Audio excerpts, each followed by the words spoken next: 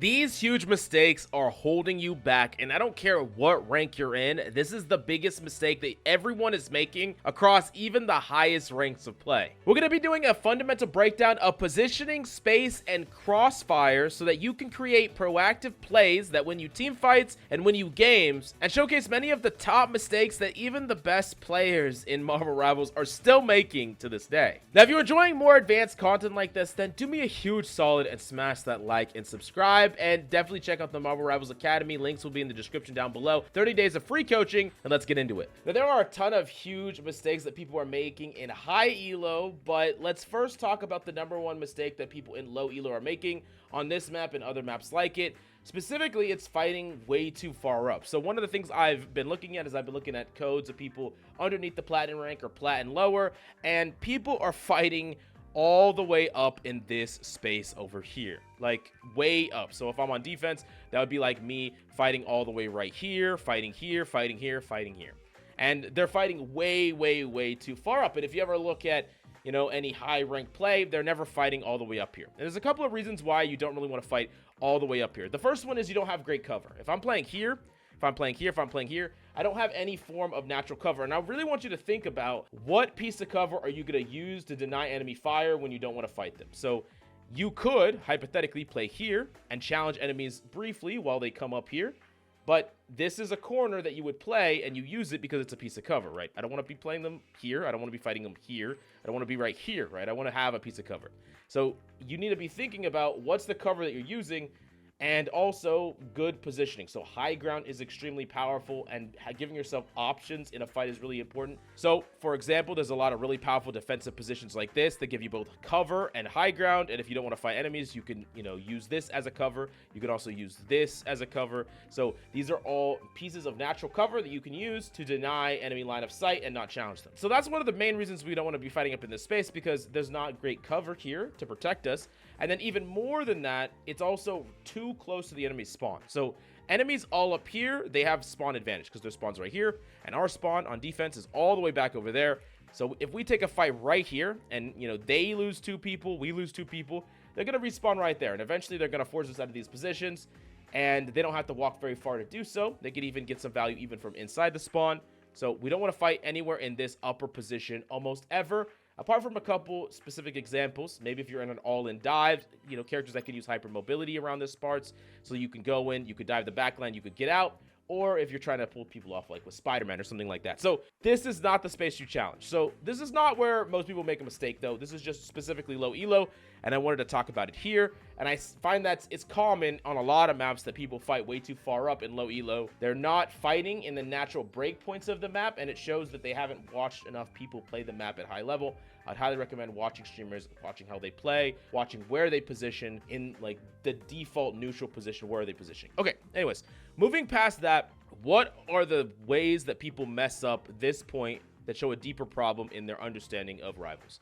So a lot of people, they walk here and they walk up here, they walk, and they fight here and they go straight here onto point. Bad, wrong, mistake already, super bad. And you might be like, Mills, we're trying to get to the point. It's the line. We follow the line, we get to the point. Why is this a bad thing? Why is this a mistake? Okay, so we just talked about cover, and I explained why cover is really important. It allows you to not fight enemies when you don't want to. It allows you to conserve abilities when you don't want to.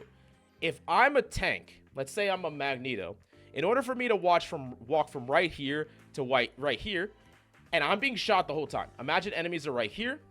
Maybe enemies are set up here. What's happening to me the whole time I'm walking?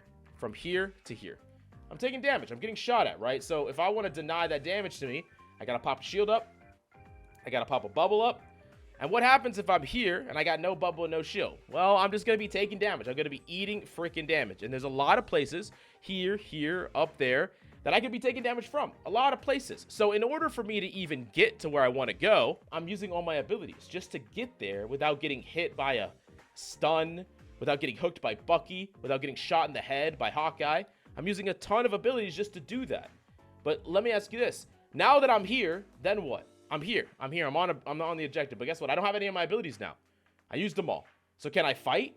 Can I shoot at people effectively? Can I, trade my resources effectively? No, because in order to even get here, I used them all. Like, I used everything. And a lot of players will make this mistake a lot, where they'll just come here, they'll use all their abilities to get here, then they have to fight the high ground and all these other angles, and they die. There's a couple of big misunderstandings about how you're supposed to be playing as a team and as a tank when we talk about this. Number one is you want to try to contest space before you take space. So what I mean by that is you would ideally want to challenge some of these angles first before you go onto the objective.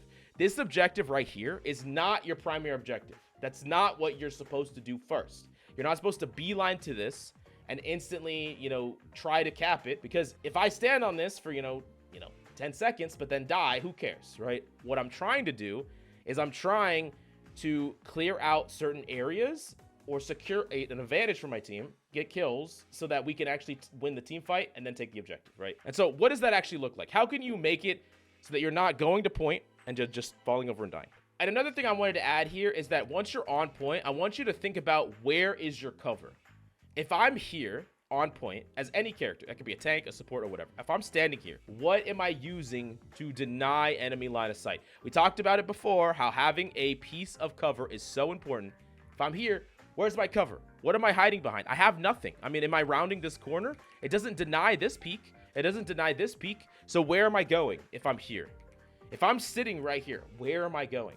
So this just shows you that until you create an advantage for your team, until you create favorable trades for your team, the objective is not your priority, because if the enemy team has all these angles and you're on the low ground with no cover, you are going to die. You're going to lose the fight 9 times out of 10, unless you get extremely lucky or your team makes a crazy mechanical play that is not equal to what the opponent's doing. You're already making a mistake. So what are the ways that you could approach this area to create balanced trades and advantaged engagements for your team and basically not set you up to fail, okay? So now first off, I want you to take the high ground. So instead of just going right here straight to low ground, you go simply up here. You go up here, you go challenge up here. Now, comparatively, I want you to think about this position compared to this position.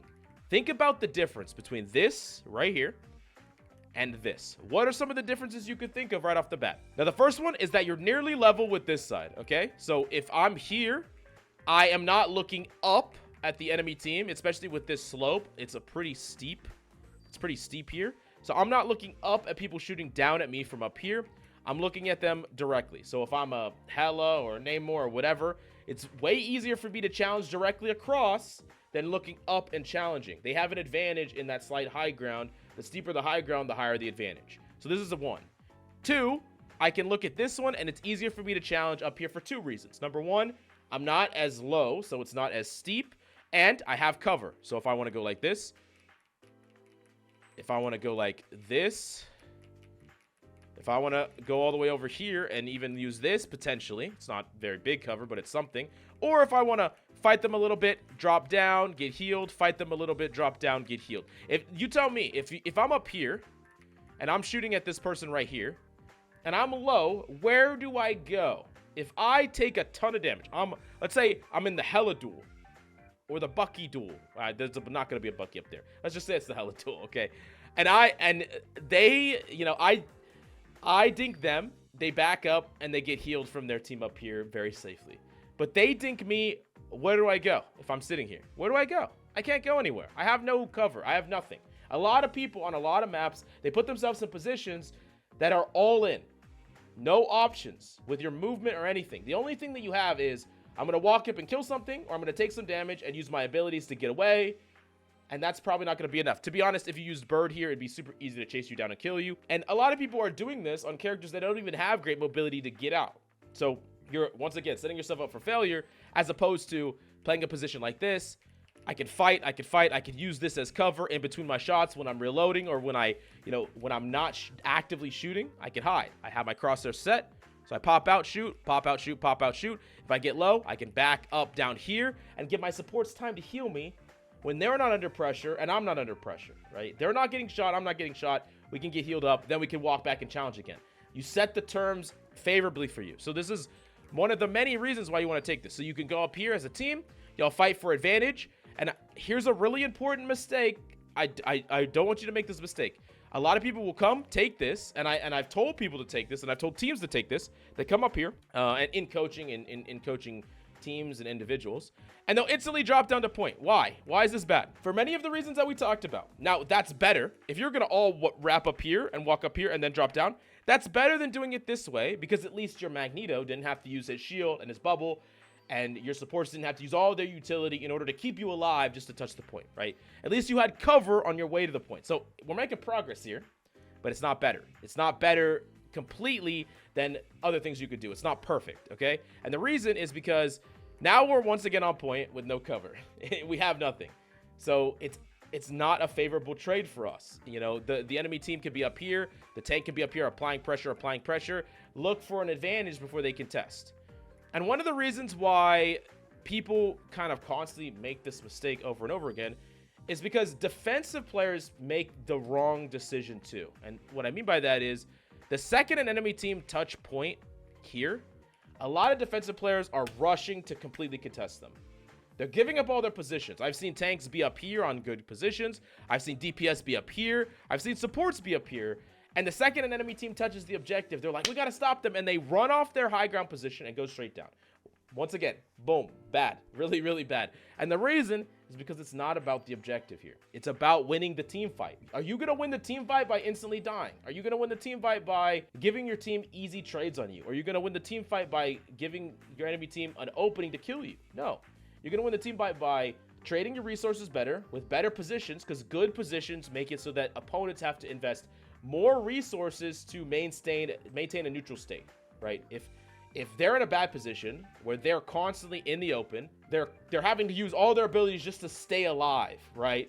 Versus you get to use your abilities to make more proactive plays. You get to use less abilities for their massive amounts of abilities to do about the same thing, right? If I have good positions, good high ground, if I'm attacking from this angle and this angle, we'll talk about angles more in a second, and angles are really, really important here, but I would encourage you to create an advantage first before you try to contest, even at the cost of maybe 1 tick. Now, giving up 2 or 3 ticks, that's starting to cost more. Ideally, you don't want to give up 2, because then if they force point, you are forced in a position where you have to contest them right away. But the problem is, people are not even thinking 2 ticks are bad because I have to contest right away, because they're contesting right away no matter what the second anyone touches this point. Okay, so that's the mistake on defense, and that's one of the reasons why people think, oh, I can just go to the objective and we instantly win, because enemy teams kind of throw themselves at the objective and make a huge mistake.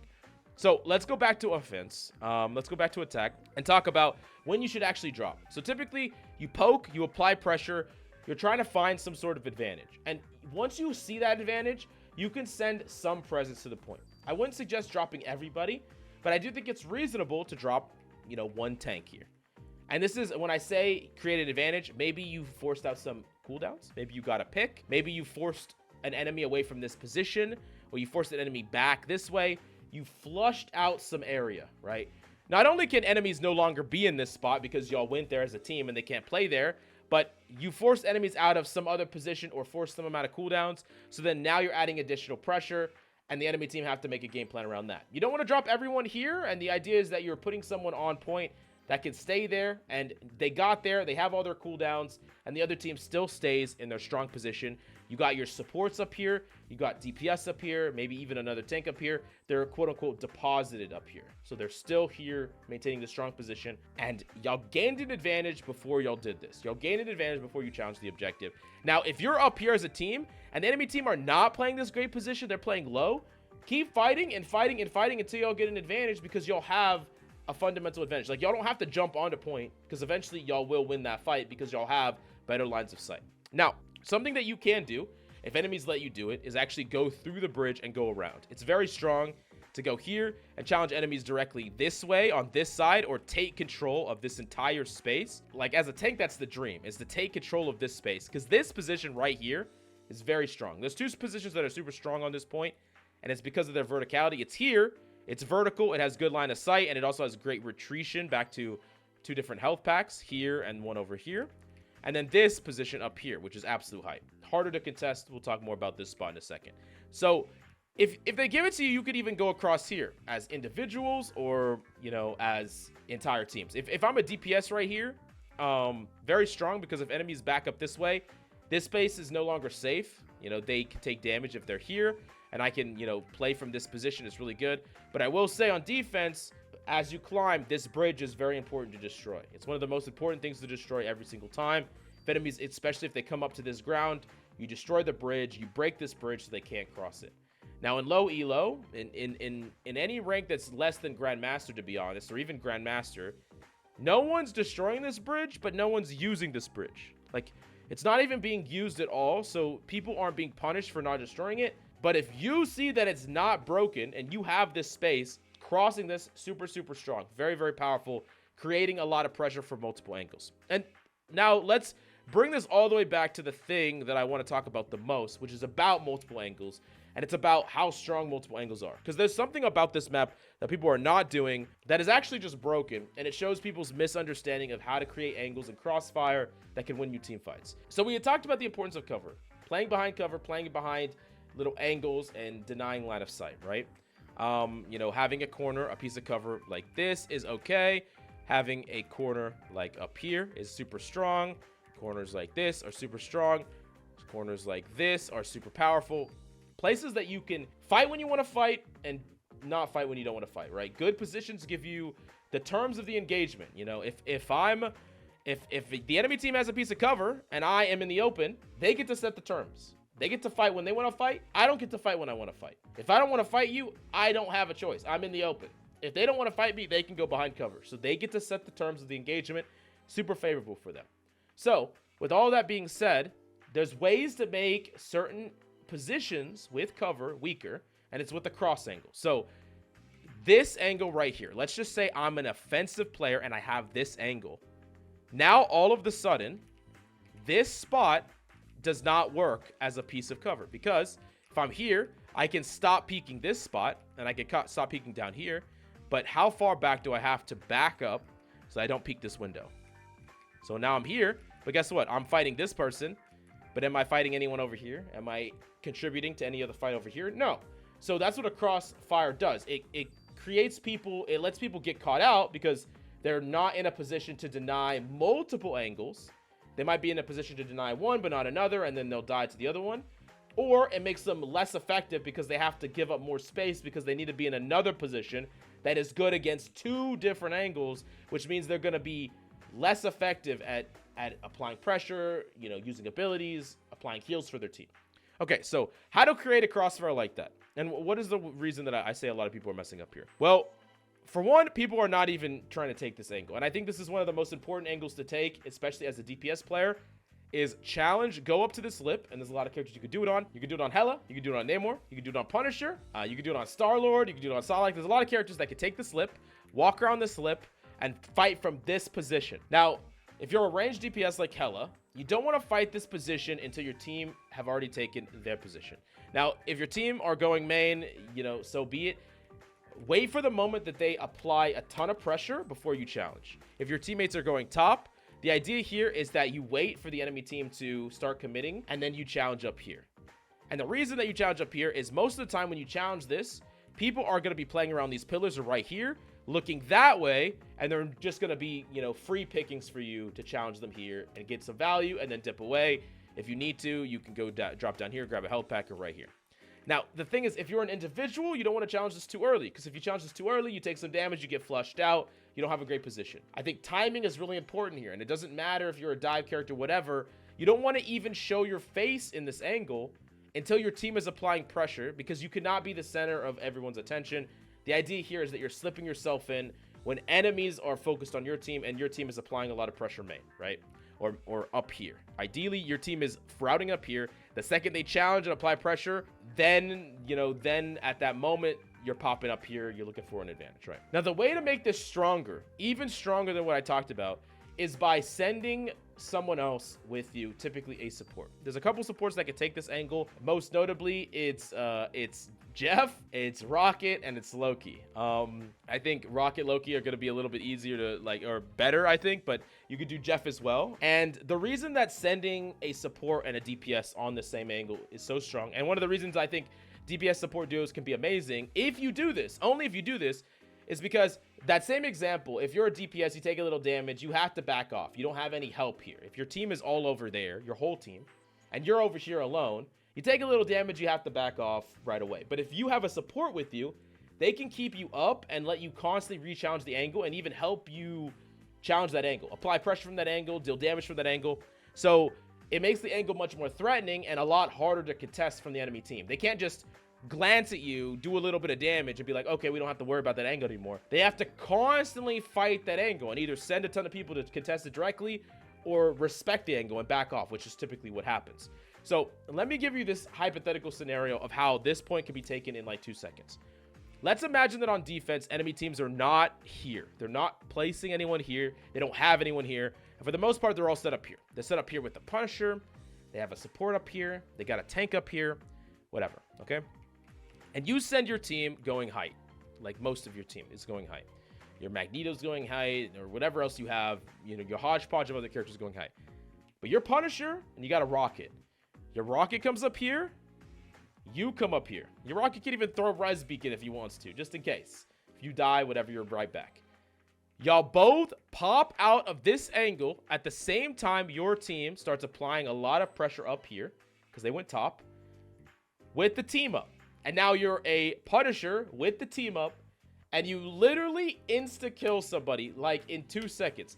Even if there's someone up here, with the team up, you switch to shotgun, and you kill them in 2 seconds. Once again.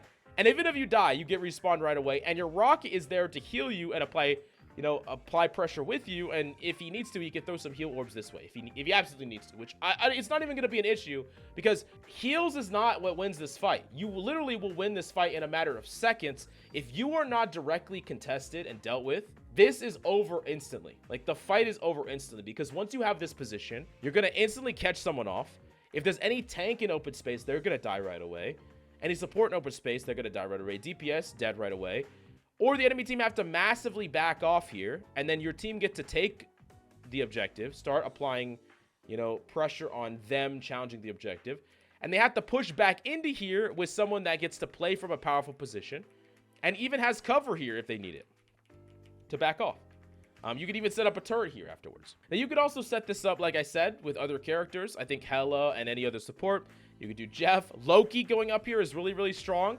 And another thing you could do is set up a stage of dive from up here. So if I'm Loki, I can, you know, teleport up here, walk over here, and my Cap can slam in up here, or my Thor can go slam in up here at the same time that I'm there to heal him and shoot at the target that he's on, right? I can even throw in a totem up here and apply healing up here for him if I need to. And the idea is I have a better line of sight at helping people that are engaging this area. If I'm up here and I have a Star-Lord that flies across, I can provide healing for that Star-Lord and even shoot at the person he's fighting and let him maintain that position and make a play up here. Versus if I'm with my team all the way over here main, I'm not helping this engagement at all. I'm not creating advantage here. I'm not helping confirm a kill here. I'm not clearing this space. I'm not challenging this space. So this is a heavily underutilized position that people don't even fight for. And it shows a fundamental misunderstanding about cross angles, creating that crossfire, creating team fight winning plays, and double downing on the same play. You know, sending one DPS or one tank to do this is just a completely different thing than sending a support and a deeps or a support and a tank. It just literally will create you a game-winning play right away. Actually, so many times it will create you a game-winning play right away. You'll win the fight before anything matters. Like, you'll just win the fight outright. And if you do this, you'll be taking points very, very quickly if opponents are not challenging it. And this kind of leads me to, what's the counter to this? First off, people need to respect this angle. And ideally, you set presence here. So, like, you have someone up here to deny. Now, one thing I'm seeing is not a lot of people are playing positions to deny this. And it's, once again, similar to the bridge example. The enemy team are not using it, so you're not going to deny something that no one ever does. But if people started doing it, you would have to deny it or you'd lose to it all the time. So, like, what I mean by that is, if I'm Punisher, I'm set up here early. If I'm Namor, I'm set up here. If I'm Thor, I'm set up here. And my idea is, the second they show up here, I'm trying to create an interrupt. I'm trying to mess up their staging for this play. So, this was something that was interesting where I was playing on this map on defense and I was playing Thor. A lot of people were interested about why I was playing the space. And there was a magic that kept on coming up here, and a venom that kept on coming up here. And when they got up to this ledge, I would instantly challenge this magic. I would fight this magic. I'd force her down. I kept on doing that, and every time, because what she was trying to do is she was trying to set up here, wait for her cooldowns, and then look for a play where she can go across, cut across, challenge my team. And every time I was setting up an interrupt where I was never allowing her to stage. Because if I give her this position, then it's really threatening for my teammates here. It's either, you know, these people, anyone that's playing here is either going to die because they're staying here into a magic that gets to engage them whenever they're on the back foot. Whenever they're distracted, a magic can engage them and combo them. Or they have to be so afraid of that position where they have to back way up. And now they're giving up all this space. The enemy team gets to play forward and take objective control. And then it's really, really hard to retake that.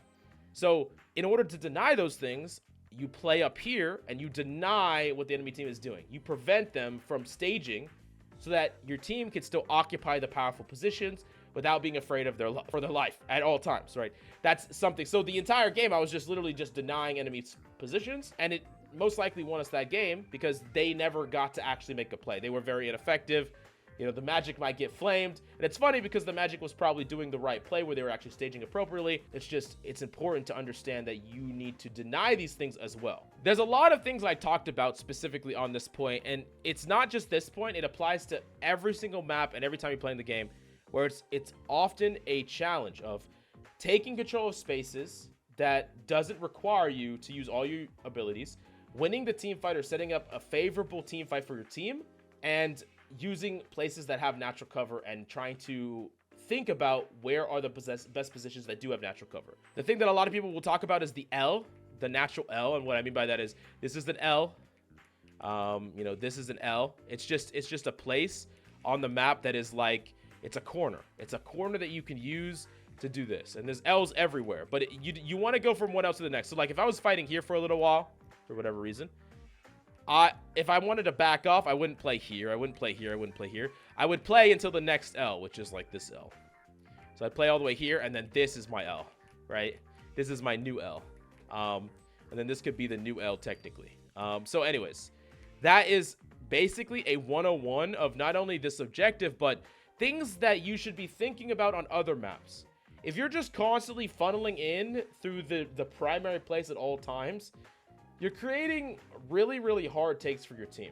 And especially on a map like this on attack, this is like a problem-solving game right here. That's what this is. This map, this hold, you have like what, like 6, 7, 8 tries to take this. So you have eight challenges, 8 tries, 8 attempts at a puzzle to unlock. You have a puzzle that you need to figure out. But what people are doing is they're using all 8 attempts to run it down main 8 goddamn times. You're trying to solve the puzzle the same way 8 times, and you're hoping that, you know, through the variables, the RNG, the mistakes that your opponents are making, it's gonna work. It's gonna work. But I'm telling you, if you think about this a little bit deeper, you think about how to create those cross angles, you think about the spaces that you need to challenge, this will be a much easier take. You could take it far, far easier, and you're playing the game at a much higher level of understanding than, you know, just hoping that things work, or you're only trying to make plays with your ultimates. You're sacrificing many fights until you have ultimates to even make a play. And that happens a lot where people will throw like 3 fights in a row going in the bad position here until they have ultimates, because with the Luna Snow ultimate, you can hold an open space now. So the mistakes you were making are not as punished as they were before when you made them 3 fights prior or 2 fights prior. But anyways, I think this gives a lot of insight in this map, but it doesn't explain everything. So if you have any questions, I really want to hear from you. If you like this kind of video and you want to see deep dives like this on other maps, definitely let me know. I want to do some more advanced conceptual stuff. So this is going to be a little bit of a departure for some of the simpler topics and things that we talk about, but a lot of people have been craving understanding the game at a higher level, and I want to kind of explain some of the things you should be thinking about when you're playing in your games. So yeah, if you enjoyed the content, please smash the like and subscribe. I would really appreciate it. Thank you so much, and I'll see you next time.